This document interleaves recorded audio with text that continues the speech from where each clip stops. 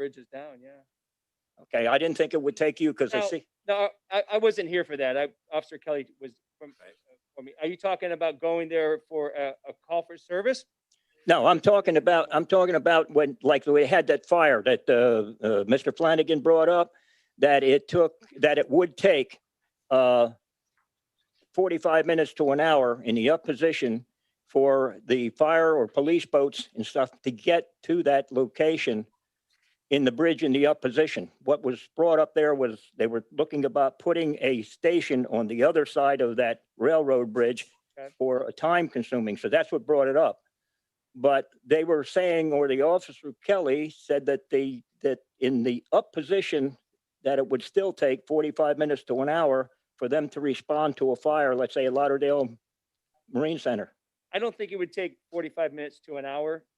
We're running code. I mean, if it's a code 3 response, everything else goes out the window. So, we're not really worried about putting out our wake and things like that. But it would take a good amount of time. Yes, I agree with that. But I can't tell you exactly how long it would take. I don't think it would take 45 minutes to an hour. We'll get one of your boats and we'll try it, huh? If you're paying for the damages, yes. Yeah. Just kidding. I think that was also the fire. They made a statement that the police boats usually have people in them all day long. The fire boats typically is not always manned. So by the time they get to the boat, get in it and head up there, I think that's what they were talking about for 45 minutes, if I remember correctly. Hey, Norb. Anything else, Norb? No, that should be it. Okay, with those adjustments.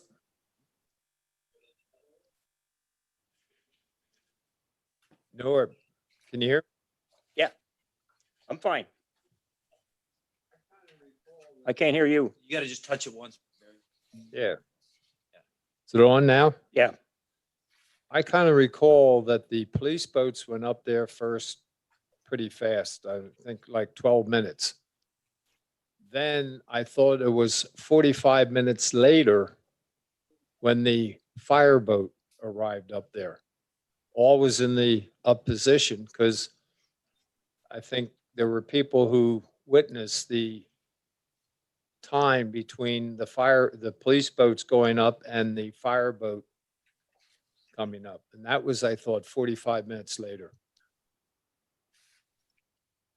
There's from what I understand, and I don't know, maybe Jimmy Harrison can say that because he had it too.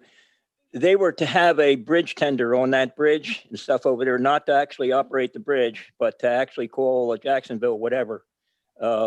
Another question that I would bring up, should there be an emergency such as that fire, can the bridge tender, upon notification, hold the bridge from going down to allow the police and fire boats to pass before it comes down?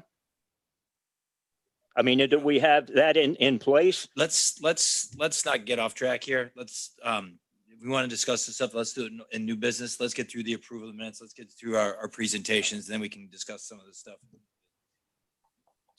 So with Norbert's changes in mind, do we have a motion to approve those minutes changes? So moved, Ted Morley. Do we have a second?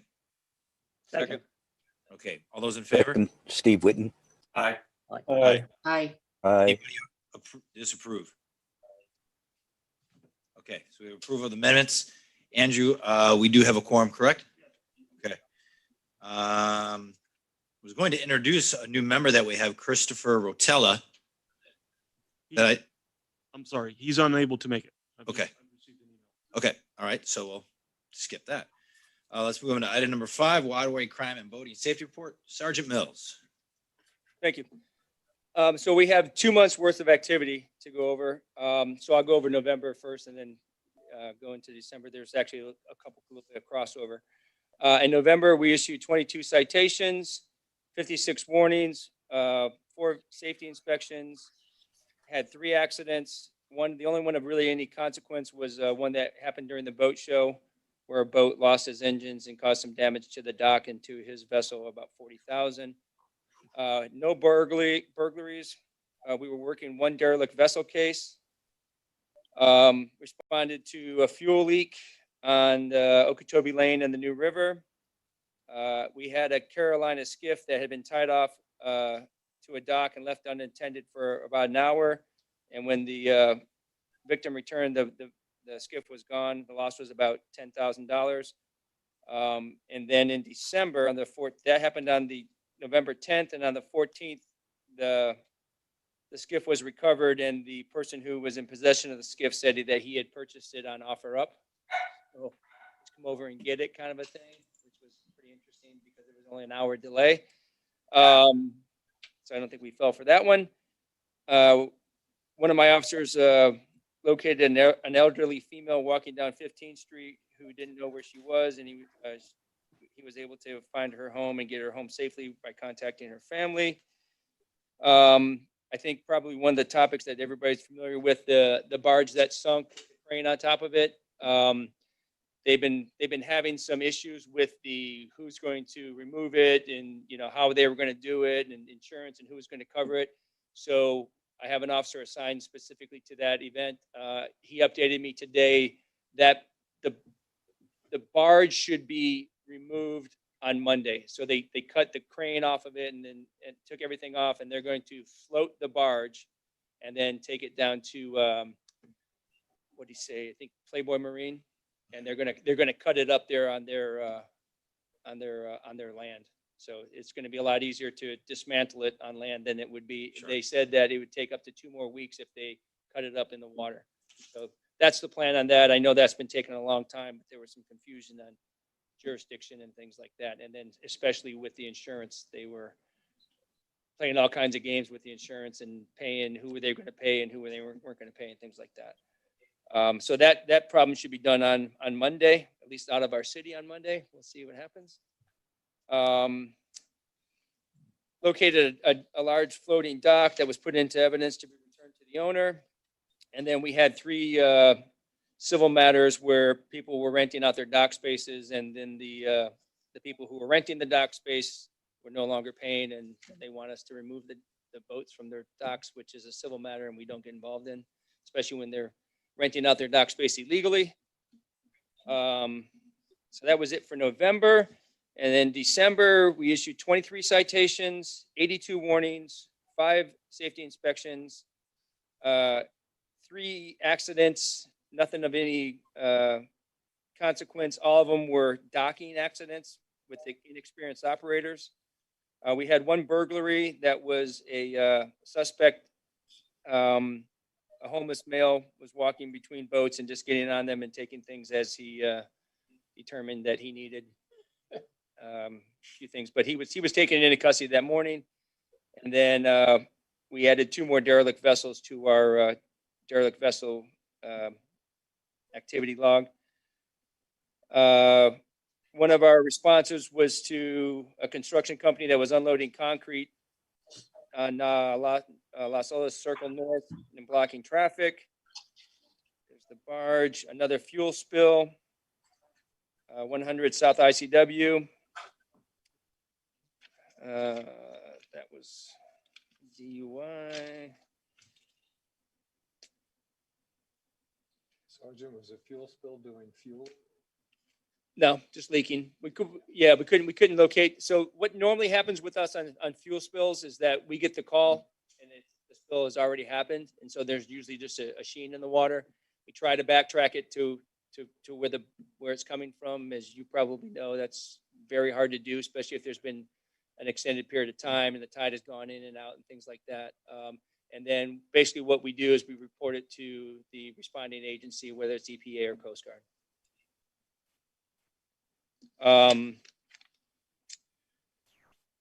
There's the dinghy that was purchased on OfferUp. We responded to an accident between 2 vessels, and when we arrived, both parties decided that there wasn't enough damage for them to actually want a report. Another dock being rented where the owner of the home turned off the person's bilge pump. And then the person who had the boat was upset about it. And Yeah. again, a civil matter at that point. And then one of my officers located a company installing wooden pilings at a location. They didn't have a permit, and we contacted we stopped the work and contacted code enforcement. So one thing I'd like to say about that is that we're working more hand in hand with code enforcement these days. We usually take them out about once a month. They check on calls that they've had and to check the progress, make sure everybody's still in compliance.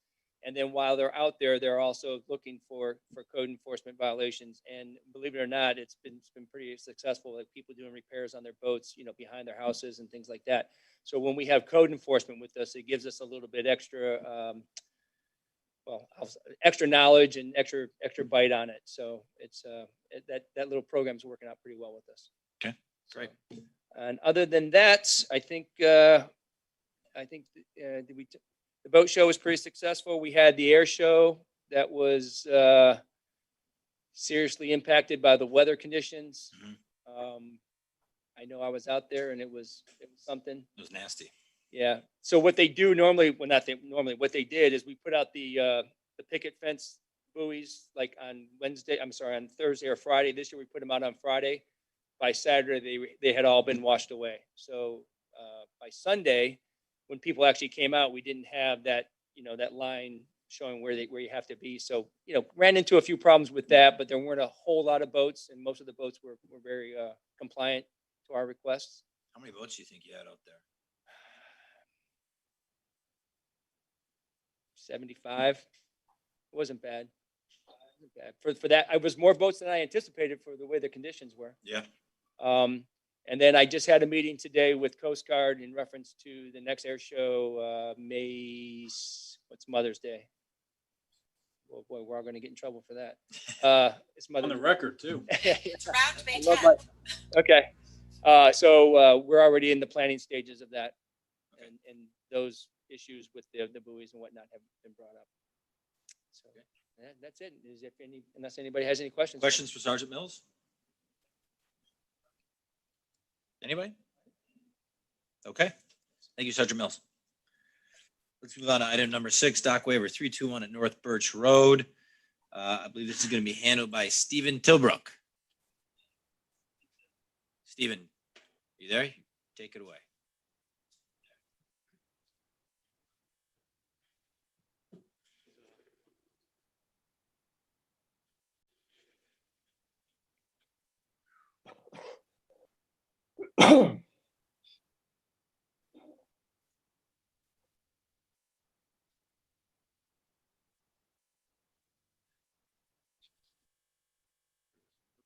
We got him? There he is. Hello, how are y'all doing? Okay, go ahead.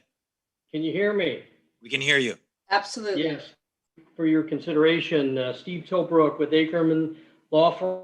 It's a pleasure to be with you tonight, Mr. Chair and members of the Marine Advisory Board. Many of you will recall my service on the board 10 years ago or so. It's great to see so many of my fellow alumni still on the board. It's nice to be with you this evening. We are here a dock waiver application, distance waiver application for a boat lift for 32 North Birch Road for Robert and Nancy Berard. I believe Robert Berard may be on the call, and I'm sure Tyler Chappelle is on the call. Tyler is going to provide the majority of the presentation. I am here to answer any questions, particularly as related to community support and original land use for the 321 building as well. So I'm going to hand it over to Tyler Chappelle if Tyler is on the call. There he is. Go ahead, Tyler. I'm here. Can you guys see my screen okay? Yeah, we got you. Okay. We see you. You see me and you see my presentation? We don't see you. There it is. Now it's booting up. There you go. All right. Great. All right. Happy New Year, everyone. And thank you again. Tyler Chappelle, the Chappelle Group, 714 East McNabb, Pompano Beach. As Steve said, we were here on behalf of Mr. and Mrs. Robert Mary Berard at 321 North Birch, Penthouse 1 in Fort Lauderdale. I'll just go through briefly where exactly this is. It's off of North Birch Road on the east side of the Intercoastal. north of the Los Olas Boulevard Bridge. You see on the left-hand side on the west is Aqua Vista Boulevard, which is part of the Seven Isles. These are some photos taken from the water facing toward the building of the slips of the existing marina. There's consist of finger piers and mooring piles that are out into the water off the building. This is an aerial shot facing to the east towards the building and the intercoastal. This is facing north along the intercoastal building is the white building to the left. You can see kind of in the shadows on the aerial, the mooring piles. This is the plan view. So we have 4 slips. There's 2 finger piers, and each slip is delineated by these mooring piles with triple pile clusters on the outside. All of those structures were previously authorized as part of a resolution 14-0971 that was authorized by this board and city commission. What we're proposing this evening is a no profile lift to be installed in one of those slips, slip number 2. The structure is hatched here. It will be within the slip boundaries as well as within the existing mooring piles that were authorized. It will be 55 feet from the property line. So the distance we're requesting for a waiver is 30 feet. And going to the next is an aerial showing the no profile lift with coming off the marginal dock that's existing. This is an aerial shot just to give you an idea how it plays with the building. And that's actually a crane. That's not a dock. That's a crane when they built the building in the aerial. Here's just a shot of the boat lift as well on the aerial with the structures existing versus proposed. At this location, it's 565 feet across the intercoastal here for the waterway. Again, we're requesting a waiver of 30 feet. Our extraordinary circumstances, we have 6, that all the structures and piles will not exceed 30% width of the waterway. It's an extraordinary wide body of water at 565 feet. The project will not impede navigation within the intercoastal waterway. The proposed structure is necessary for not only safely mooring the vessels during high wind events and severe weather, but also because this is at a location where on the intercoastal waterway where it's not a no wake zone in manatee season. So we have high waves, large wakes coming off boats traversing the intercoastal waterway going north and south. In addition, this, as I mentioned before, the proposed structure is consistent with the structures that were previously authorized. The proposed no mooring or no profile lift, I should say, will not exceed that originally approved 75 feet in that resolution 14-0971. And in addition, it has an environmental benefit in that the boat lift will lift the boat out of the water and will provide for light penetration, protection of any benthic resources that could exist in that location. All the permits for this project are coming to an end. We have the Army Corps of Engineers permit has been issued, and we would expect the state and county issuances within the next 30 days. These are letters of support from the adjacent building to the south, as well as other residents within the existing building. We had 4 letters of support at 321 and 301. This gives you an idea of what we're proposing versus adjacent properties. 321 obviously was at 75 feet we discussed. And then at 215 and 209 to the south, we're at 47 and 39. We're requesting 55 feet this evening. And with that, we'll take any questions. Ward? Tyler, I have one. Yes. Is this a hydraulic lift? Excuse me? Is the lift? Push the button again, Barry. Is the lift hydraulic? The lift is a no profile lift. So it is a hydraulic lift, yes. That has probably a remote power unit, which I think is noteworthy that there's nothing sticking up above. No pilings will be sticking up, as I recall their lifts, so that they look a lot neater. Nothing against Jimmy's lifts, but I think that's important that they're not all sticking up, and also that you're not going out the full additional, 20 or 30 feet you haven't utilized. Yes, there'll be nothing above the actual structure with the exception of the vessel itself. Yeah. And Tyler, you show here it's about 25 feet from the west end of the lift until the triple pile clusters. Yes, so you have 50, the platform itself is 50 feet. There's a marginal dock in between the lift and the seawall, so the total distance from the property line is 55 feet. So the quick question, the other lifts that were approved over there, are they also low profile or are they the 4-post? I'm not 100% sure, but they're older waivers. So my guess is they're probably the standard like 4-post type lifts.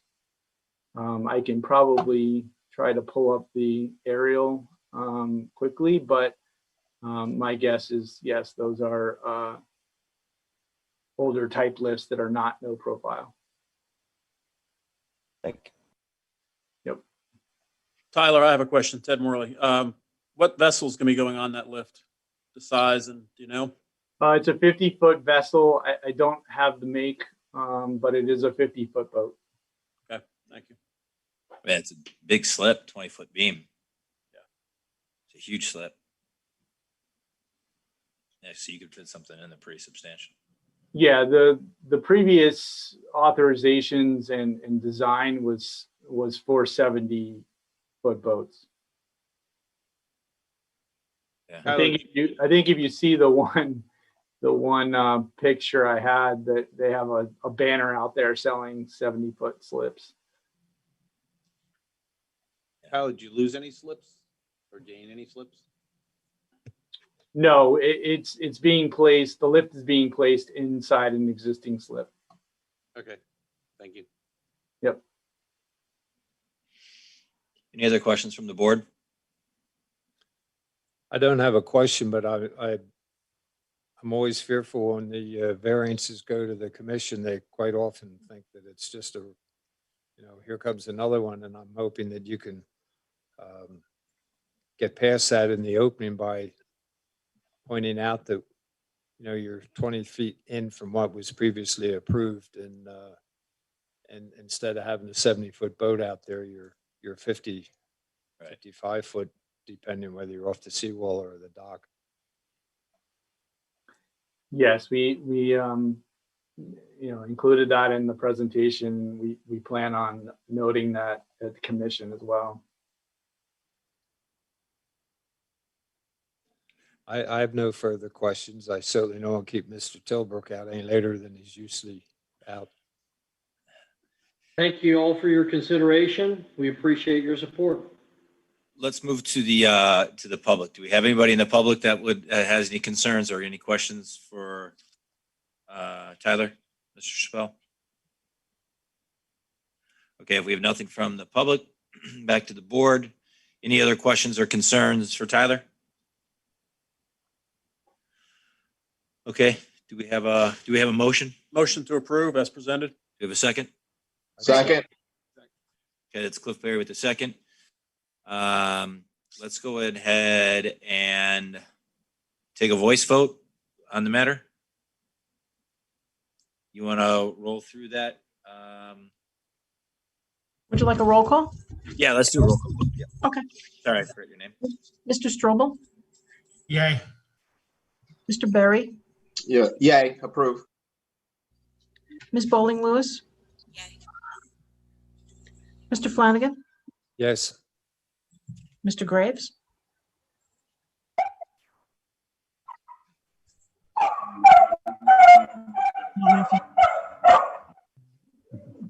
I don't think he is right now. Wait a minute. No, Approve.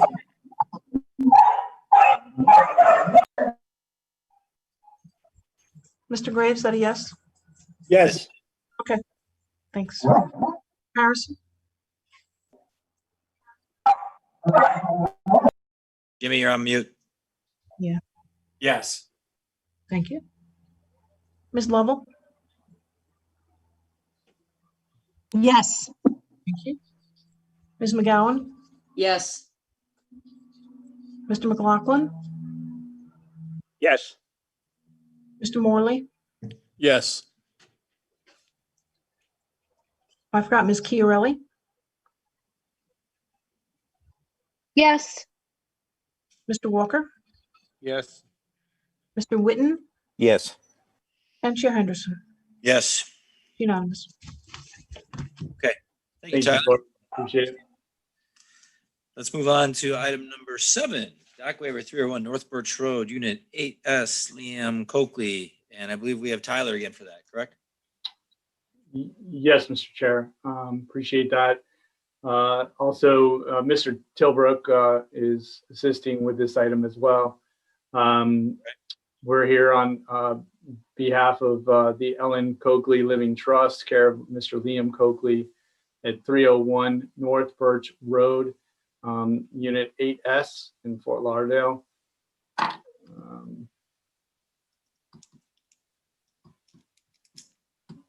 One second. There we go.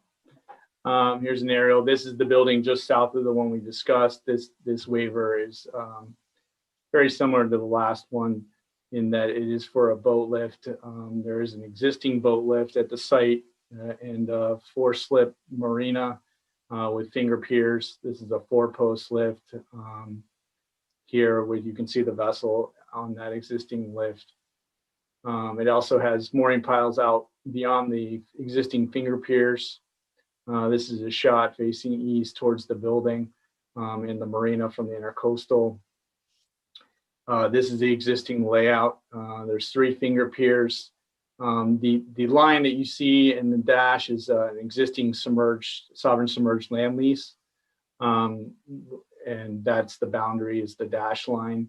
And then there's the existing boat lift that's there, and then the 3 mooring piles. This is what we're proposing. It would be another 4-post boat lift on the southern slip within the sovereign submerged land lease. And it's the most southern slip of the property. It's a 20,000-pound 4-post boat lift. The total distance from the property line is 35.5 feet. So we're requesting a waiver of 10.5 feet for this boat lift. This is just a section showing the boat lift in relationship to the existing seawall on property. Here's an aerial showing the existing boat lift. The red is the sovereign submerged land lease, existing finger piers, and concrete marginal dock. And here's the proposed boat lift and boat in that slip. The boat, as well as the lift, will be within the sovereign submerged land lease as well. This location, the waterway is actually 605 feet across from wet face to wet face. And again, we're requesting a waiver of 10.5 feet. Our extraordinary circumstances, it will not exceed 30% width of the waterway. The waterway is 605 feet, so the project will not impede navigation.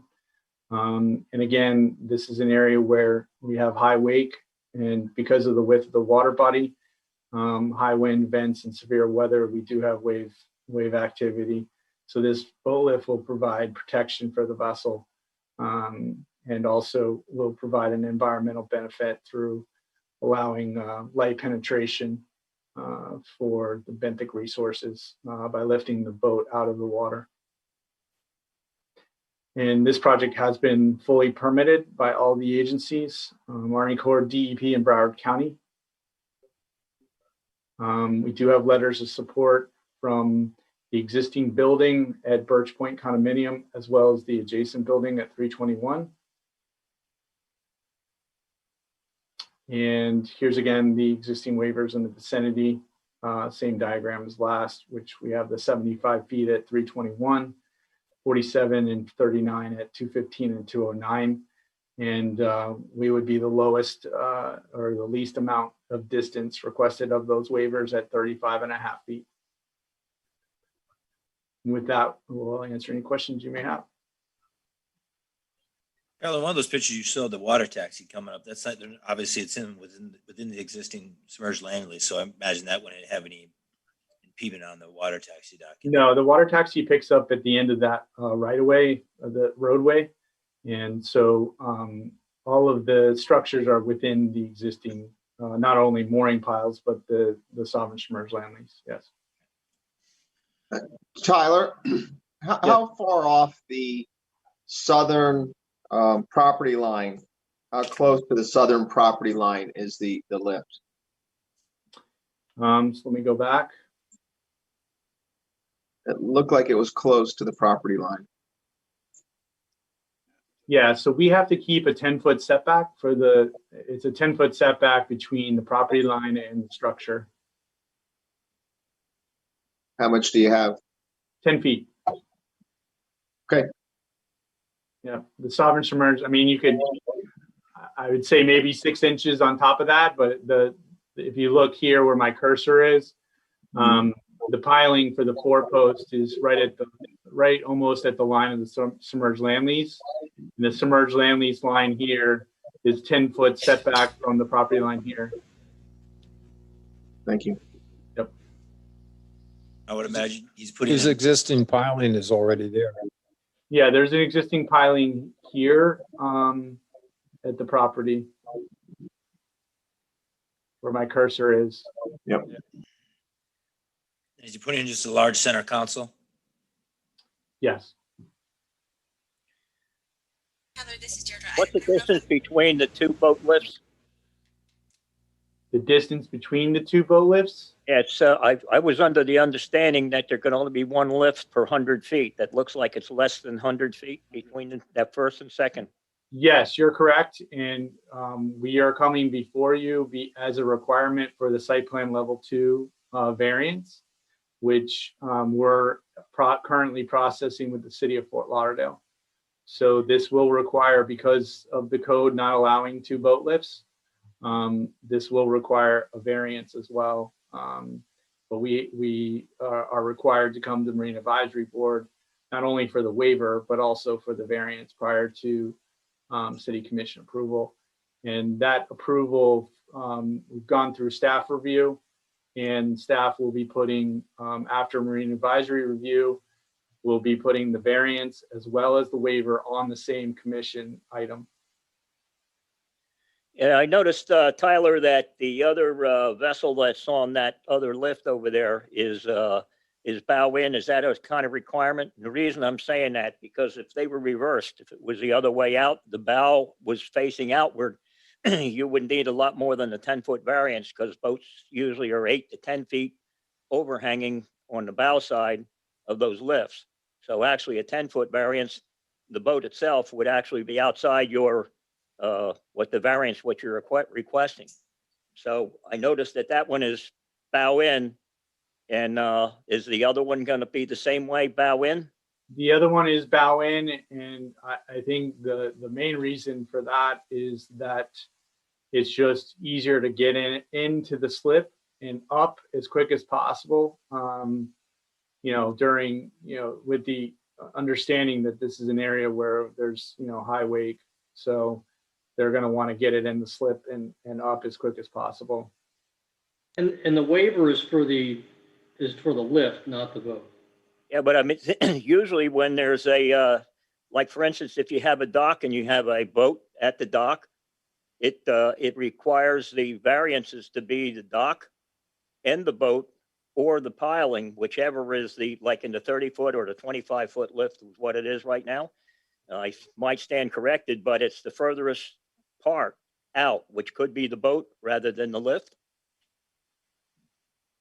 Yeah, as far as Mr. Tilbrook said, the waiver request and the code in reference to the waiver is only for the structure, not the vessel. But as shown on this drawing, the vessel will be bow in, so you will only have beyond, similar to the boat lift up here, you will only have, a small portion of the boat beyond the forepost, because that's the way they're going to want to get in and out off of the finger pier anyway.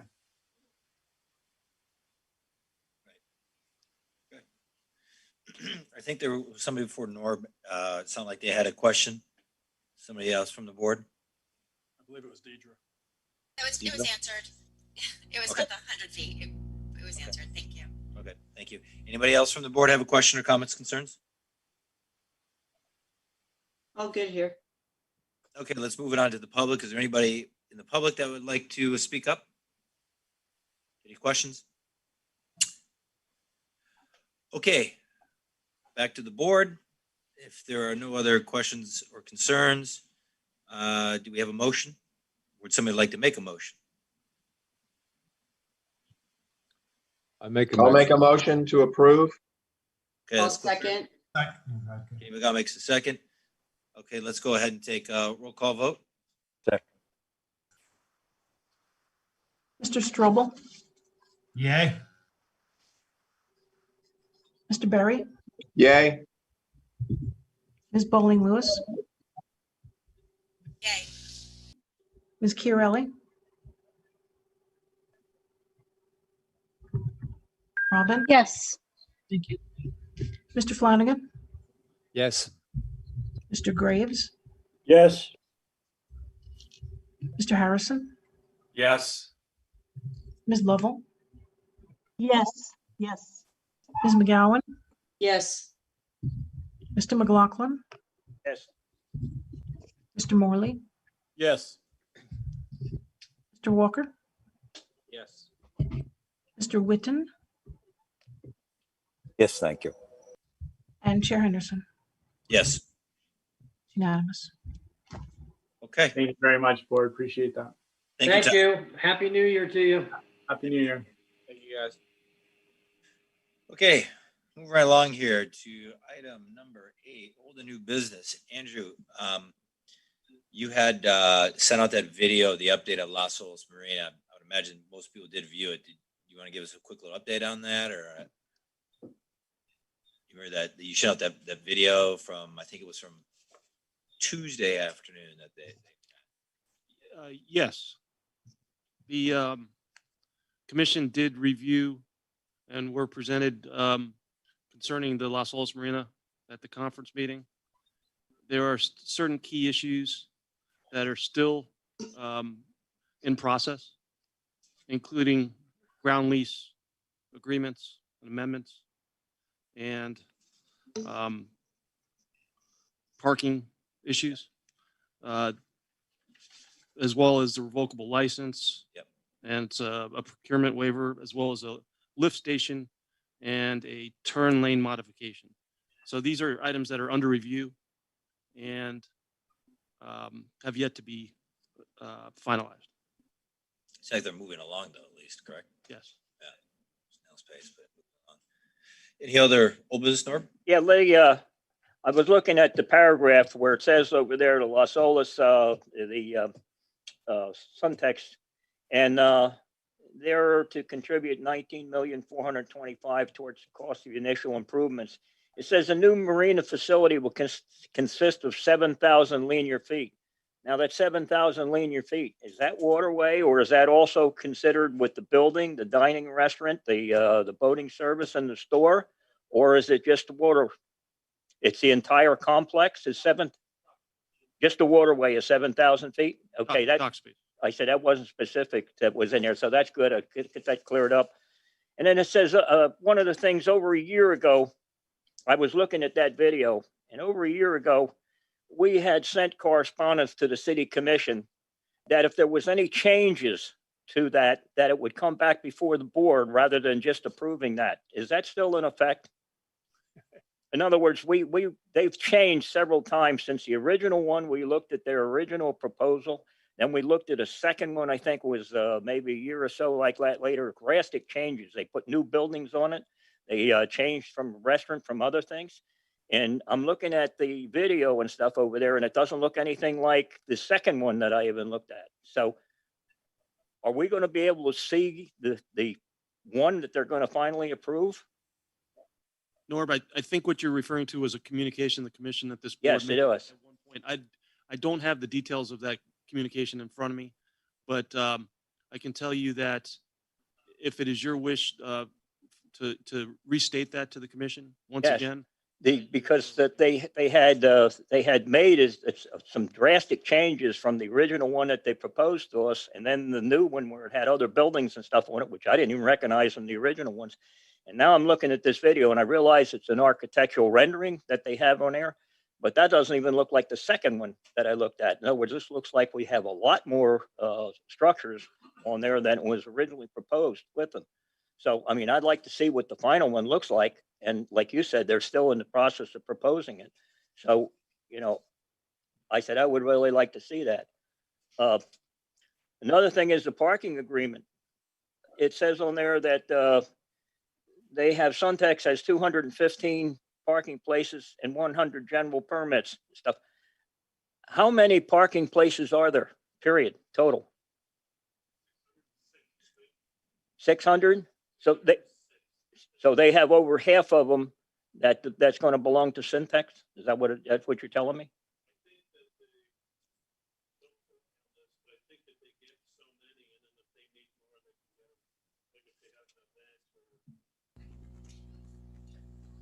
Hey guys, online can't hear. What's that? 1 second.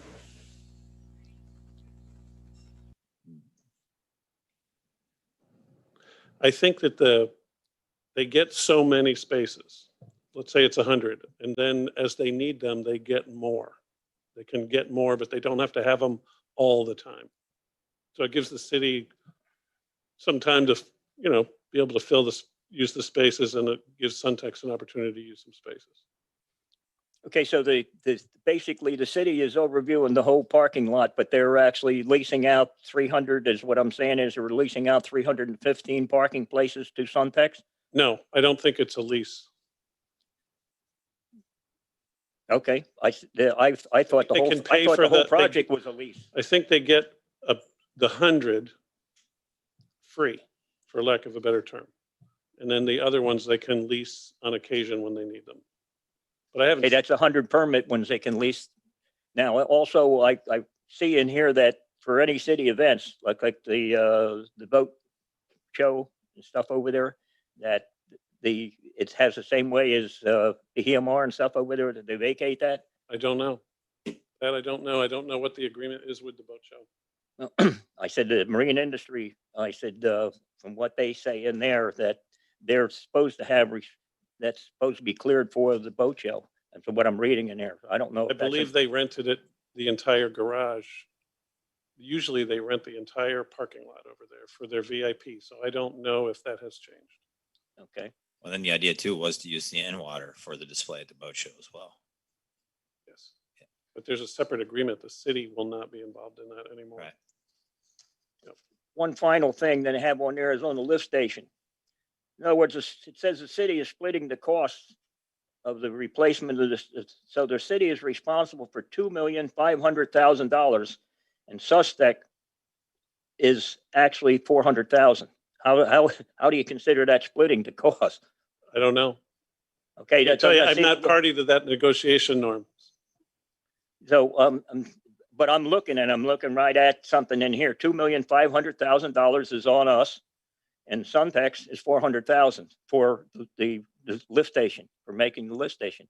Right. I know in a lot of these upland structures and stuff, which this is a lot of the upland structures and stuff over there, the actual developer and stuff over there pays for the entire change of that thing. So, I mean, I'm saying is we're on the nut here for $2,500,000 and only $400,000 is on Suntex. I don't, I think that should be renegotiated, to be honest with you. All right, so that's the only thing I have. Will we be presented to again by Suntex or on this? I doubt it unless you make that request. You could make that request. We've had but the request before, though. Grant, this is not coming to the board. I don't think it's the intention to bring it to the board. It's unfortunate, but We could make a request. You can make a request. We're John and I are not part of this negotiation. Yeah, I understand. Reason I said that, that's kind of upland is, I don't know if we're, even involved in that as far as that lift station and stuff and where it's going to be connected. I don't know whether that falls in our jurisdiction or whether that's upland. But it's got to be part of the dock facilities for the Okay. pump outs. what I'm saying is, I just think it's a little extravagant of what we're putting up compared to what the developer or Syntax is putting up. Jonathan, where do they stand with the agreements with the state? To your knowledge? Well, they've been to the state. The state agreed to everything. They negotiated. They negotiated to where Suntex would pay a percentage of dock revenues of 15% for the kind of like what they did at Watson Island down in Right. Miami. Right. What they did do was they also are going to treat the new submerged land once the basin is excavated as it won't be 15% there, even though it was deeded land. It'll be 6% like the sovereign submerged lands for that. So that's one thing, and part of the amendments that are talking about on the lease itself, on the ground lease itself, have to do with the submerged land lease that exists with the city now, in that the city is, if I understand this correctly, cannot lease state property. So the city has to give up that land lease to Suntex. Suntex, yeah. Right. So the DEP, which is what all of this land trust stuff falls under, is requiring that. Boy, this has drastically changed so much from where the initial concepts were. Drastically. It's complicated. I mean, everybody wants. Well, it wouldn't have been complicated if we were allowed to build our own marina. True. That's true. Isn't it something like 550,000 that they're going to pay the city for the first 4 years during construction, then $1 million after for the marina, and what is it, 15% increase every year after that? It's increases. They get 500,000 a year for 5 years. Right. As a rental abatement to allow them to get the thing up and going and build it. The contract or the lease requires that they put a minimum of 19 million into it. It'll probably be more than that by the time they're done looking at what you see. And then after that, the rent goes up 10% every 5 years. The city gets a percentage of dockage and some of the other ancillary items that would be revenue streams with that Suntex has, say like a store or fuel sales or whatever they have there. So I'm not exactly sure what those percentages are. I think it's 12% on dockage. Under the realigned submerged land lease, have they removed the caveats for commercial dockage? Do you know? Well, I'll give you my opinion on that if it's okay. Since they're going to dredge to 17 feet, the resources that were there will be gone. Right. And I haven't seen what the conditions of their permit are, but seagrass won't grow. Right. So chances are that they'll be able to have commercial vessels in there.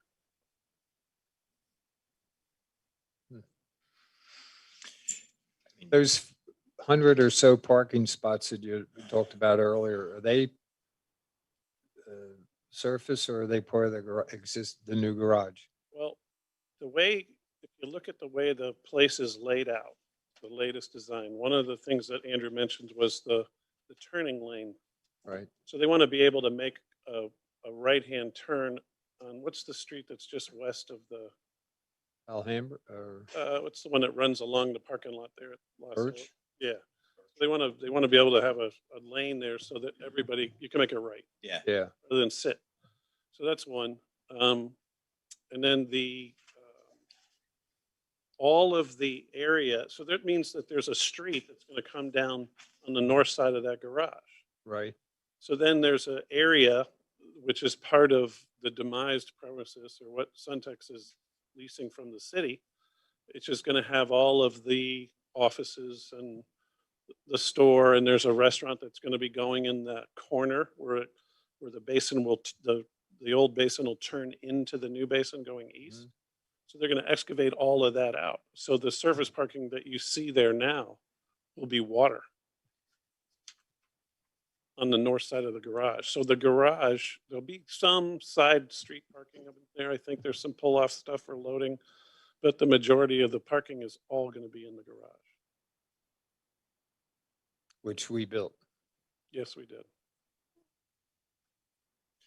Andrew, would it be worth it to make a request to, I mean, are we just spinning our wheels to make a request for a presentation just to be updated because it's been so long? I think Barry could probably answer that question. He's been involved with this for the longest. Well, maybe that's why it didn't fly. Feldman didn't care for me. We all know that. I think it's a stretch, but we probably just put it on the record that we're requesting it. I don't think it'll grow legs. We have been intentionally kept out of the loop on this back when Feldman was here. So. Any other thoughts from the board on that? If there's not. Getting an update would not be a bad thing at this point, if we can make it happen, in my mind. We'll just go on record at least requesting it.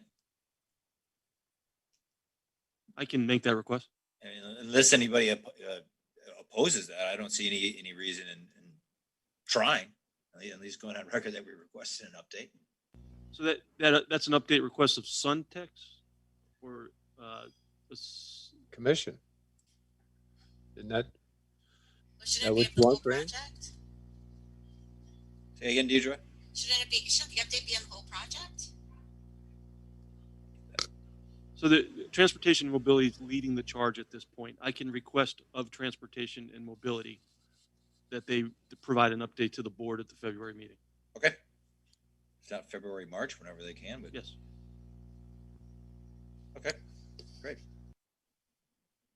Any other old business? We started talking about the railroad bridge Yeah. a little bit.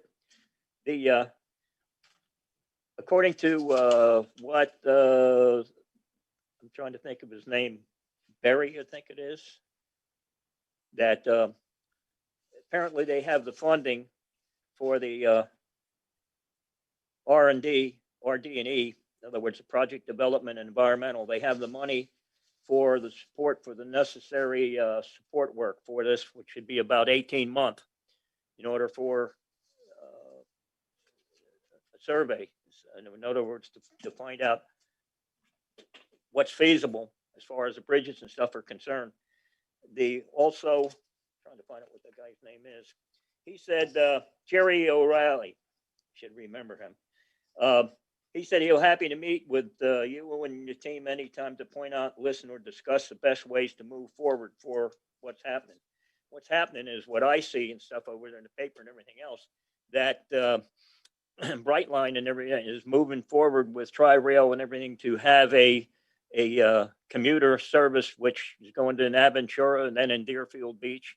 So it looks like they're moving forward faster than they are on this bridge and stuff over there. So we're going to be dealing with more traffic and stuff on the bridge the way it is. And I haven't even heard any updates on are we still fining the Bright Line for not complying with the bridge openings and stuff over there? Did that go away? Haven't heard anything in the last couple of months. Brightline hasn't been running since what, April? So is there still fines and stuff over there from? The Bright Line's been shut down since April, and they're gonna be shut down for at least like another year and a half. They want to finish their whole leg going up to Orlando and whatnot. Okay. You think it'll be that long, Bill? What's that? It'll be that long? A year and a half? They were like, they're not even gonna get into it for, Until they're done with the Orlando track and everything. and then, So they're not operating. That's been my understanding as well, like a couple of years. Right now they're working to get to Orlando.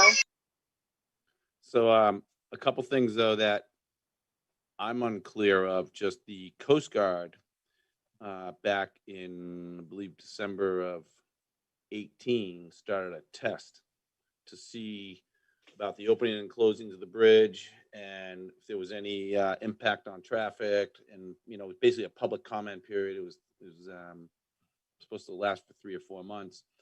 Well, COVID hit and the test kept going, but the train stopped. Yeah. So I don't know if that's something that, as a community, we should revisit or even get in with the Coast Guard and go, hey, what are these results? Where's all this thing going? And Norva, you're 100% right that, they are looking at putting Coastal Link on that track, as well as Bright Line and FEC. So the train traffic's going to go up dramatically, not only over the waterways, but through the streets here.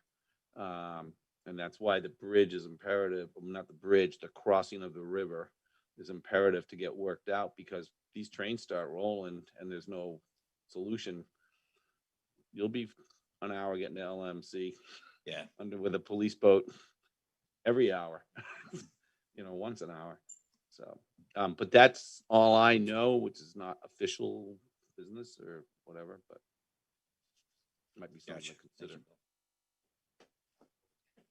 Well, I would say maybe in 6 months or something, maybe when this pandemic is over with, or whatever time it's going to be over, that since we take this Jerry O'Reilly, the District 4 Secretary, up on what he said, he would be happy to meet with us and find out what the updates are. Maybe by that time we'll have a lot more, or he'll have a lot more to say on where they are with that. From what I understand, they do have the funding to go forward with the development of what's going on. So that may be a good thing. That's all I have to say. It's a good idea, Norm. Grant, might it be good to ask Jimmy he's with the marine industry there, and he vice president, I think, or incoming. It's been the marine industry that's usually had taken charge on. Yeah, and yeah, Barry, and with the train and with the status of the Coast Guard and the test, which is the big thing. Actually, I haven't discussed that for a while with anyone, but I'm sure that, the one who would know is patience. And Bill, if actually let's you and I or whatever, and find out tomorrow, what's going on, because I'm not sure. And you're correct on that. As far as I know, yes, the test went forward, even though COVID was going on and all the trains stopped. So it's not a valid test, but I don't think they're going to stick to the black and white of that. Well, we said it was going to be that date, and that's what it is. But anyway, I'd like to find out the answer to that myself. Yeah, it fell off my radar screen. That'd be great, Jimmy. Thank you, Jimmy. Any other new or old business?